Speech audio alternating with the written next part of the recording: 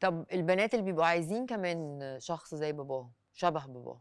مش عيب دوري عليه.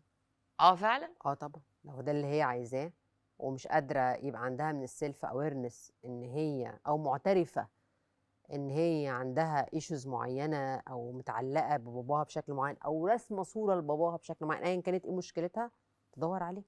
لو هو هيخليها سعيده يا رب كل الناس تبقى سعيده. ده هنزعل ليه؟ بتحسي إن البنات لمّا بتيجي تتجوز أو لمّا بتيجي تختار، بتبقى عارفة فعلًا تختار بحق وحقيقي وخصوصًا في السن الصغير في العشرينات وكده والّا بيبقى في عوامل تانية؟ في جيلنا آه، ولا في الجيل الاصغر اوعى مننا بكتير. أنا جيل باحس كده، أنتِ صح. بكتير آه، آه، آه، بكتير آه، آه، يعني آه. اكسبوزد بشكل مختلف. إمم. في جيلنا احنا لا طبعا. أنا لا إحنا طبعا. جيل ضايع. لا طبعا انت اصل انت الجيل اللي شفتي كل حاجه فاهمه اللي أيوه. من غير تلفزيون وبعدين بتلفزيون بعدين كرتون تليفون بعدين بالقرص موبايل وبعدين بالقرص بعدين يعني تحسي ان انت شفتي حاجات كتيره جدا. عقلك يعني انا مش عارفه انا فين بالظبط.